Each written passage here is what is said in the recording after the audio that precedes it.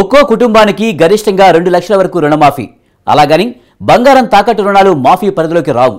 ఒక్క మాటలో పంట రుణాల మాఫీకి కొన్ని ప్రధానమైన నిబంధనలు ఉంటాయంటూ తేల్చి చెప్పారు తెలంగాణ సీఎం రేవంత్ రెడ్డి. అయితే ఇందుకు సంబంధించిన మార్గదర్శకాలు అతి త్వరలోనే విడుదల కానున్నాయి.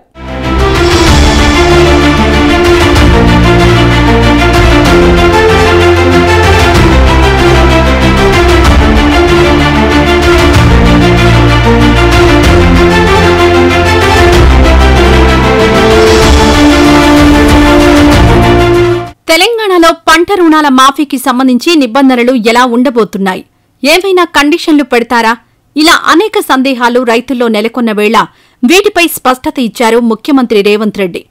ఒక్కో కుటుంబానికి గరిష్టంగా 2 లక్షల రూపాయల వరకు మాత్రమే రుణమాఫీ చేస్తామన్నారు. అయితే బంగారం తాకట్టు రుణాలు దీని పరిధిలోకి రావని ఢిల్లీ వేదికగా స్పష్టం చేశారు సీఎం.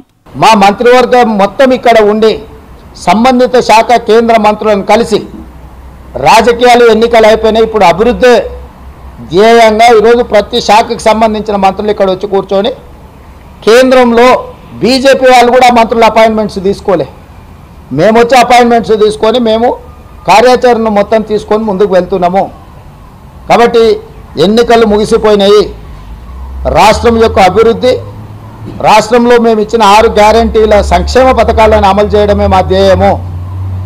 వాటిని ముందుకు తీసుకెళ్లడానికి అందరి సహకారం తీసుకుంటాం, మీడియా మిత్రుల సహకారం కూడా తీసుకుంటాం. ఇప్పుడు 31,000 కోట్ల రూపాయలు దాదాపుగా ఏకకాలంలో రైతు రుణమాఫీ చేయడానికి మేము నిర్ణయం తీసుకున్నాము. ఇచ్చిన మాట ప్రకారం రాహుల్ గాంధీ గారు గ్యారంటీ ఇచ్చిందంటే 100% గ్యారంటీ అమలు జరుగుద్ది. ఆనాడు 2004లో సోనియా గాంధీ గారు కరీంనగర్లో తెలంగాణ ఇస్తానన్న గ్యారంటీ ఇచ్చింది.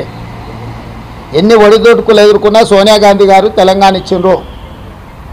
మే 6, 2022 రాహుల్ గాంధీ గారు రైతు రుణమాఫీ చేస్తాన్న గ్యారంటీ వరంగల్లో ఇచ్చిండు రైతు డిక్లరేషన్లో.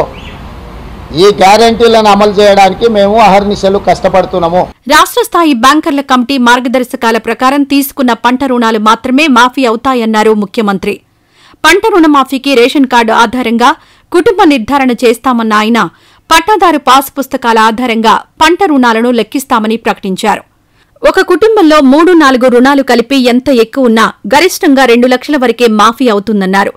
ఇలాంటి రుణాలు 6 నుంచి 7 వేల కోట్ల మేర ఉండొచ్చని అంచనా వేస్తున్నట్లు వెల్లడించారు రేవంత్ రెడ్డి.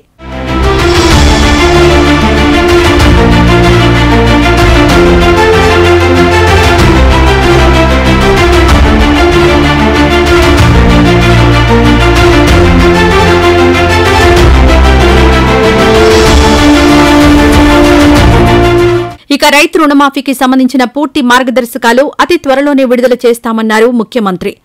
దీంతో ఆ నిబంధనలు ఏంటన్నది తెలిసాకే పంట రుణాల మాఫీపై మరింత పూర్తి స్థాయిలో క్లారిటీ రానుంది.